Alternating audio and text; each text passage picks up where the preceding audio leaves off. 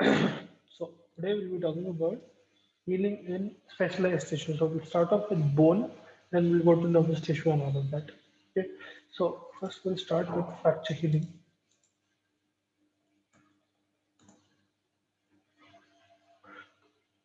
Now, healing by fracture, healing of a fracture essentially occurs by callus formation. There is something called a hard structure called callus that is formed. It is a specialized form of granulation tissue. Okay, we already discussed that there is one special tissue called granulation tissue that comes into picture during chronic inflammation and sometimes in acute inflammation as well. वो tissue का एक special form रहता है callus. Okay, now depending on different type of vertical clinical consideration. Fractures can also be of several types. We can have show you a small image once again so that you have a general idea how and what are the types of fractures. See, so you can have these seven basic types of fractures. You have other types as well, but these are the seven basic types. So you have a transverse fracture, which is occurring as a clean line, transversely or horizontally. Then you have a linear vertical damage, linear fracture. या तो oblique fracture हो सकता है, non-displaced चाहिए. Non-displaced as in the bone is still attached to the two parts of the bone are still attached to each other, but the damage is oblique in nature. Okay? Or you can have an oblique displaced fracture where it is displacing it as an oblique fracture where it is cleanly cutting the bone into. Or it could be a spiral fracture. Spiral fracture are essentially due to twisting damage. Okay, because of certain twisting stimulus or twisting force, that bone has cracked and it has broken. या फिर green stick fracture हो सकती है. Now green stick fracture यहाँ पर एक छोटे crack की वजह से बता रहे. Sometimes it could be a incomplete green stick fracture as well. Sometimes it could be a bone bend as well. So this generally occurs in younger kids. Okay, somewhere like 1, 2, 3 years old. उन लोगों के bones में बहुत सारा cartilage रहता. So their bones might not necessarily break per se. They might bend. Okay, it will still be hurtful, but it will still pain quite a bit. But it will not break apart properly. कभी कभी green stick भी होता है लोगों के where it is just a small crack. Or else if you can have a comminuted fracture. Comminuted fracture mein the bone is shattering and sometimes what happens is the bone starts protruding out of the skin. It will cause a proper local injury. So whichever organ, whichever part of the body that bone has broken into, it might tear the skin open or it might affect other parts of the body. For example, if it is a broken rib, example if it is a comminuted fracture in the rib, so that rib is breaking and it is affecting other organs. It might pierce other organs and things like that. Okay? Those are comminuted fractures. You can also have compression fractures. Compression fractures में कैसा रहता? Two bones are compressing against each other and they are creating cracks. Generally, this will occur in vertebral column. ठीक है, जो vertebral column के segments रहते हैं, under heavy load, they might undergo compression fractures. They might fuse or they might undergo compression fractures. So those are some of the types of fractures. Now coming to how fractures are healed, there are two main ways through which fracture healing occurs. Okay, so there is primary union of fractures and there is secondary union of fractures. Primary union of fracture is not used as much, or this occurs in very rare instances where the bone is shattered in some several places, or the fracture is very complex. So what the doctor does is they will use compression clamps. They will use nuts and bolts and screws, and they will hold that bone together. So I'll show you one example. Yeah, these are compression clamps. So what they did was essentially because the bone was broken very extensively or for whatever reason, what they will do is they will attach a support to the bone, a kind of a scaffolding, and it will have screws screwed into it, okay, into that supporting thing. This clamp, you will say, compression clamp. This will make sure that the bone is healing properly and it is not healing in improper directions. Because healing of bone requires it to heal in one direction as the bone was. You do not want new bone to be formed in various directions. This does not occur as commonly. This is fairly rare. The more common one will be healing by secondary intention. Secondary intention में ऐसा heal होती bone. So this is healing by secondary intention. Now there are 3 or 4 major steps in healing by secondary intention of fractures, how depending on how you look at it. This is the more common process of fracture healing. Okay. See, whenever there is what you call a break in bone or wherever there is a fracture, the first thing that will happen is blood vessels will get damaged and there is a hematoma formed. Hematoma is a structure where blood is collecting outside of the blood vessel and there is a clot kind of structure formed. Because that is a hematoma. Once hematoma forms, what happens is the next stage will be callus formation. Okay, callus formation may these are the events. Callus formation is essentially the event that occurs immediately after hematoma formation. Once that clot is formed, there will be a loose meshwork of fibrin clot that fills up that fracture area. Okay, fibrin will start getting accumulated in that area, in that fracture spot. You will have inflammatory cells coming into that area, into the site of injury, and they will start bringing more and more amount of polymorphs, macrophages, and more number of fibrin strands in it. These macrophages and polymorphs को क्या करते हैं? They are essentially eating up all the broken tissue. Okay? Once a bone has broken, there will obviously be debris. Even if there is an inflammatory reaction, there will be debris. That macrophage will make sure that whatever is unnecessary is being phagocytosed and removed from there. Okay. Now, during this time, what will happen is in callus formation itself, granulation tissue starts taking place. So, पहले hematoma form हुआ, see, bone is breaking and blood vessels are rupturing. As blood vessels rupture, blood bleeding occurs and blood will start coagulating near that area and a hematoma is formed. In that hematoma, what happens is fibrin clots are being formed and slowly an inflammatory response takes place wherein, macrophages, polymorphs, more amount of fibrin starts entering into that area. Now, during the process, what happens is followed by inflammation. That is, following inflammation. That is, granulation tissue comes to picture, and as granulation tissue comes, new blood vessels slowly start forming. Neovascularization occurs. That is what you can see here. New blood vessels are slowly starting to form. This is the first step in the formation of a new bone. Okay? If you want to form a new bone or if you want to form new tissue, you need to make sure that there is blood supply first. That new tissue needs to survive. For that, it needs blood and nutrients. And वहाँ पर, along with new blood vessels, you'll start seeing proliferation of mesenchymal cells. Mesenchymal cells are responsible for, development of new bone. वहाँ पर periosteum and endosteum से. So I hope you already know the basic anatomy of the bone. What is endosteum? What is periosteum? Periosteum and endosteum से mesenchymal cells will start infiltrating this area. Okay? These, what I'm talking about, are long bones. Okay. Now, generally, it will be the same in other bones as well, but it is easier to explain in long bone. That is why here the example of long bone is given.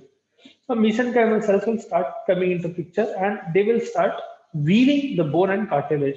So, mesenchymal cells, as in fibroblasts, will come, osteoblasts will come.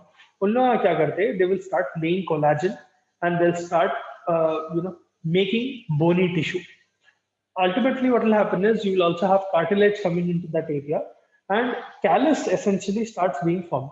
Ab callus kya hai? Callus is a special structure which is, think of it this way. It is a combination of bone and cartilage in a way. Okay, it is a hardened structure. It is not completely hardened, but it is forming a baseline where your bone can be formed on top of it. Okay, so your cells of your inner layer of your periosteum, they will have a lot of osteogenic potential in the sense that they will contribute a lot to the formation of bone. And what will happen is you will have what you call an osteoid matrix. So essentially collagen slowly starts being laid and वहाँ पर एक proper osteoid matrix बनने लगता from granulation in the granulation tissue itself. So essentially what will happen is वहाँ पर in that structure, in that callus, once calcification occurs, once calcium starts getting deposited, and once that callus starts becoming hardened, that is when you call that structure a woven bone callus. So I'll repeat that second stage once again. Listen carefully. Once hematoma has occurred, what will happen is fibrin clots are formed. Okay, there'll be a local inflammatory response. You will have exudation of fibrin, polymorphs, macrophages, granulation tissue will start growing there, and slowly, neovascularization occurs, meaning new blood vessels are coming into picture. All of these are occurring one after the other, almost at the same time. Okay? And with the neovascularization, new tissues and new essentially proliferation of mesenchymal cells will come, wherein it is trying to start new bone growth. Okay, it's trying to make new bone. Now, before making a bone itself, it will start stimulating your periosteum and endosteum, and fibroblasts will come into picture. Your osteoblasts will come into picture, and what will happen is a callus starts taking shape. And your callus is essentially made up of bony structures, woven bone, and the new bone that is being made, and cartilage. Okay, you start seeing this within a few days of the injury, a few days of the fracture. Okay, the cells of your the inner side of your periosteum, they have a very good osteogenic potential. They'll start laying down collagen in that area, and what will happen is a osteoid matrix will be start forming. तो एक osteoid matrix बनने लगता granulation tissue के अंदर वो area में, and once that osteoid undergoes osteoid matrix undergoes calcification, it will become harder, slightly harder, and that structure is called a woven bone callus. Okay. Once it becomes slightly harder, if eventually what will happen is that woven bone callus gets scaffolded. You will have osteoclasts coming into the picture now. अब osteoclast क्या करते हैं? Second stage से third stage पे चले गया बोनी callus formation जो है वो कैलस फॉर्म होने के बाद it is only a hard structure ठीक है it does not have a proper shape it you are just making sure that सब कच्चा पक्का ब्रिक्स डाल दिए वहां now you need to make sure they are giving some shape to that bone so what will happen is now along with osteoblasts osteoclasts will come into picture okay osteoclasts are cells that will help in bone resorption they are how should I put it they will decrease bone density, which is helpful for us in this scenario. I'll tell you why in a bit. In second stage, the third stage, what is happening is in the woven bone callus, you have scaffolding, and that scaffolding is being cleared away by your osteoclast. Then occurs remodeling. Remodeling में क्या करते हैं? You are essentially adding new bone by osteoblastic activity. Okay, osteoblasts are making new bone and they are laying down and they're forming lamellar bone and osteoclasts are essentially remodeling. They are making sure whatever extra growth spurts are there, they are being removed. So if I let's imagine it this way. One second. हाँ जी ऐसा imagine करो पहले let's suppose this was the bone and यहाँ पर fracture हुआ ठीक है fracture में पहले hematoma बना so you had bleeding and a clot was formed and you had hematoma. अब hematoma के अंदर slowly you have fibrin coming into picture or inflammatory reaction occurring, all of that happening, and you will have a woven bone callus finally. Okay, so let's suppose woven bone callus looks like this. Okay. Now that woven bone callus slowly starts undergoing calcification. So let's suppose from being purple, it is starting to become slightly greenish. ठीक है it is undergoing calcification imagine ऐसा calcification होना अब ये अब कच्चा पक्का bone बना दिए यहाँ पर you need to model it back to the original bone so यहाँ पर रीमॉडलिंग होती now what happen is from here so you have a structure that looks something like this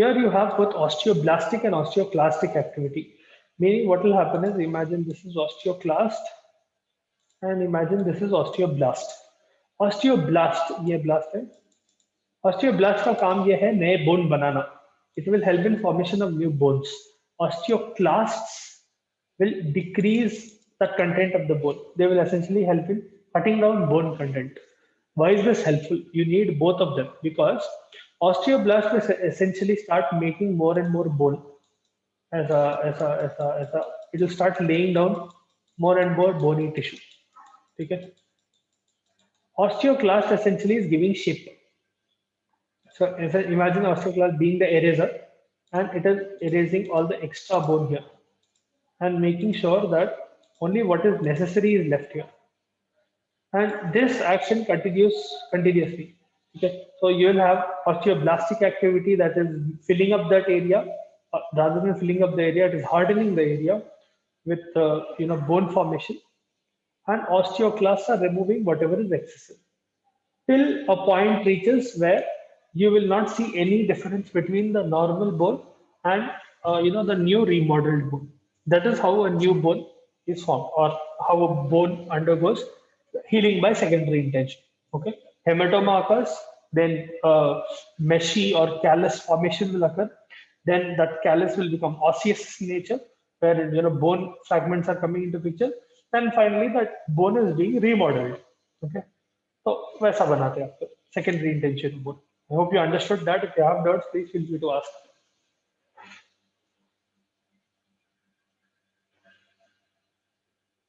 Okay.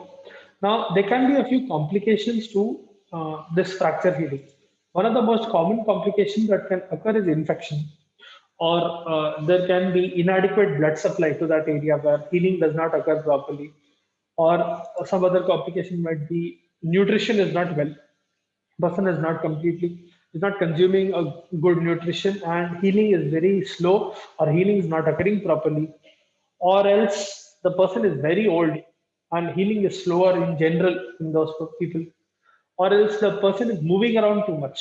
They are giving movement to that arm or to that limb which has undergone fracture. All of that can lead to complications, and all of that can be harmful. It will hamper the rate at which it is healing, and it can hamper the healing process altogether.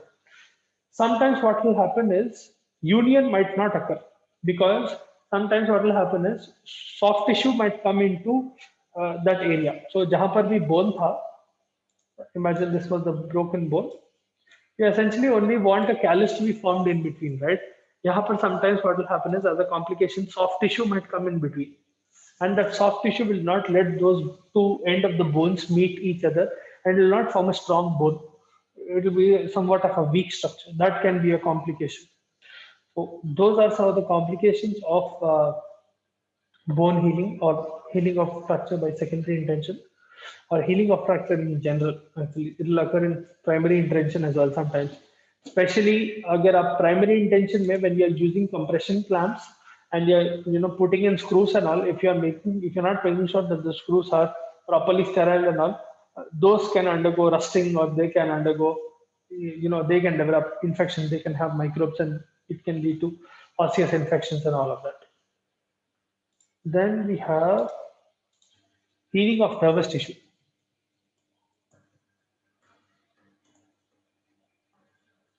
Now, nervous tissue जो है, they have two types of nervous tissue. You have CNS and PNS neurons. ठीक है? You have central neurons and peripheral neurons. Now, central neurons do not have the ability to regenerate. Okay? Specifically because their glial cells, the glial cells that are present, they do not have the ability to regenerate axons back. Now, whether it is CNS or PNS, let's suppose I draw one random neuron. Please excuse the diagram. Imagine this is a neuron. ठीक है, ये आपके dendrites है. This is the soma, cell body. That is the axon. Let's suppose this is a myelinated axon, and we draw a myelin sheet on it. Imagine this is a myelinated neuron with that yellowish orange color myelin sheet on it. Okay. Now that is the axonal part. Okay. It has the soma and the nucleus and all, and it has the axon terminal. अब यहाँ पर whatever axon it is, whether it is CNS or PNS, if there is damage to the soma, and if this part is getting damaged, and if that part is being removed, it does not matter whether it is CNS or PNS, that neuron will not regenerate back. You need the soma of that neuron for it to regenerate back. Especially only in the case of PNS. CNS में तो भूल जाओ, CNS में होता नहीं है. But in PNS, even if you have damage, if it is damage to the soma, that neuron will not regenerate. It will not regenerate. Only if there is axonal damage and there is damage from here or to the bottom. Even if a small part of your soma is left, let's suppose this much amount of damage is occurring and soma is left, even then you can have hope that that neuron will regenerate because of Schwann cell.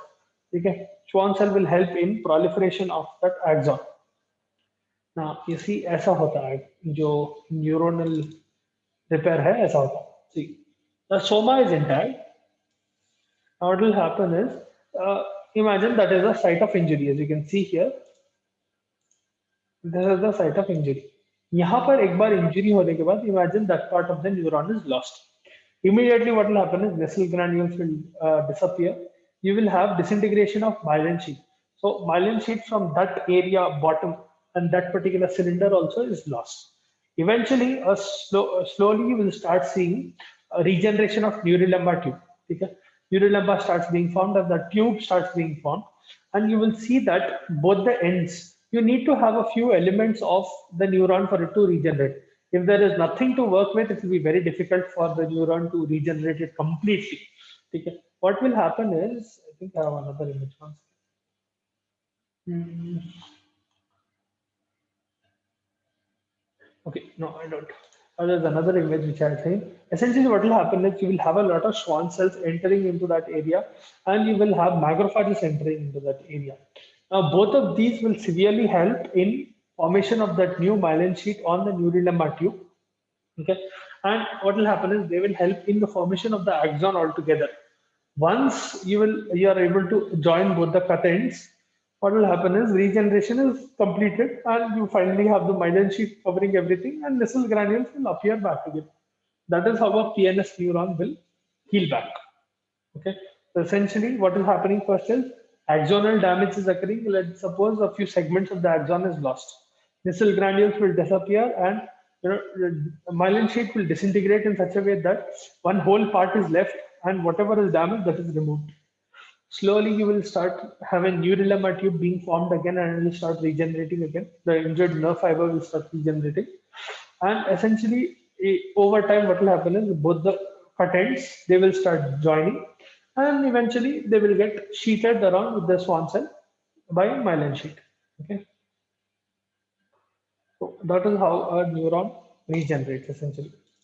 PNS neuron specifically. Then there is another special type of tissue which is your cardiac tissue. Cardiac tissue का healing बहुत simple है. Cardiac tissue does not regenerate back as cardiac tissue. If there is ever destruction of cardiac tissue, it will be replaced by fibrous tissue. So essentially, you will have a scar being formed there. You will not get cardiac tissue back. If a person is having a heart attack or if there is ischemia or whatever the reason might be which is causing cardiac tissue damage, whether it be infection or whatever, you will never get back cardiac tissue until unless you are performing a replacement surgery. Okay? What will happen is fibrous tissue will take the place of that tissue of the original cardiac tissue and you will have a scar on the surface of your heart or on the bottom under layers of deeper layers of your heart depending on wherever that injury occurred. Okay. Then we have another type of healing which is of blood vessels. So blood vessel injury is also pretty easy to understand. There is essentially hemostasis. Hemostasis I'm sure आप लोग last year पढ़े होंगे. आप लोगों को coagulation cascade पढ़ाए थे? Were you taught about coagulation cascade in physiology? No, yes, no. How coagulation occurs, what happens to platelets, how different factors are getting activated. वो पूरा पढ़ाया नहीं पढ़ाया? So we have been taught, but we don't remember. Acha. If at least okay, if you have been taught, then you'll have some basic idea of what is happening in a blood vessel that whenever it undergoes injury. See, you'll have a lot of proteins and you'll have a lot of protein-like structures. Heparin है, thrombospondin है, बहुत सारे chemicals रहते हैं, which technically are clotting factors, but they are remaining inactive inside your blood vessel. Okay, by the epithelial cells of your blood vessel, they are kept inactive. Whenever there is an injury, that factor which is inactivating those clotting proteins. So let's suppose heparin का example ले लिए अपन. ठीक है.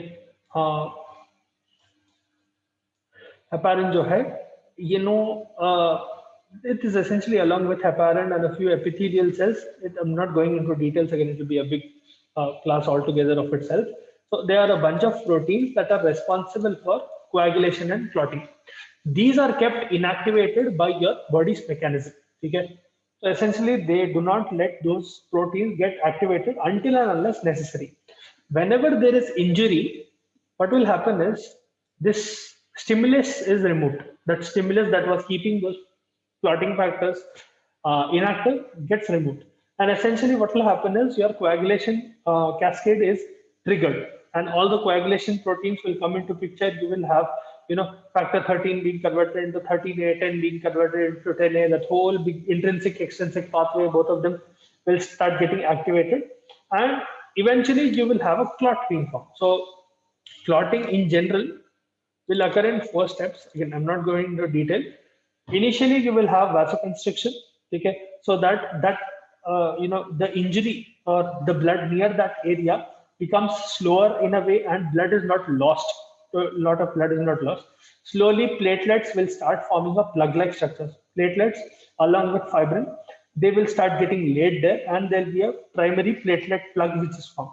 Slowly, what will happen is on the platelet plug, more and more fibrin will start getting accumulated, and eventually you will have a clot being formed where a mesh-like structure gets formed.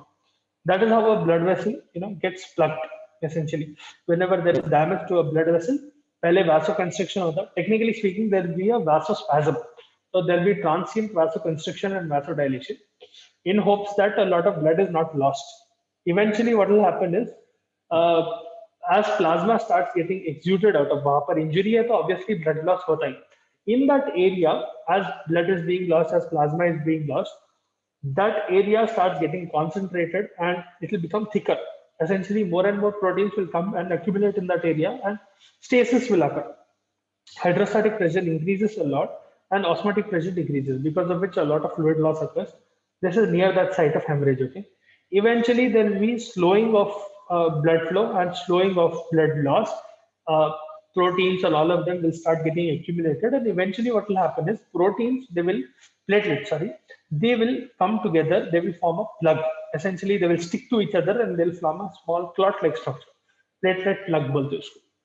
And that plug gets, how should I put it, laid down by collagen. Collagen, fibrin, ye pure aake fibers, they'll make sure that they are sticking together. Big blobs of platelet plugs are sticking together, and they will plug that hole eventually. And later on, what will happen is this thing, that clot, whatever excessive amount of clot is there, fibrinolysis occurs and fibrin is removed, and whatever excess clot is present, that will be disintegrated.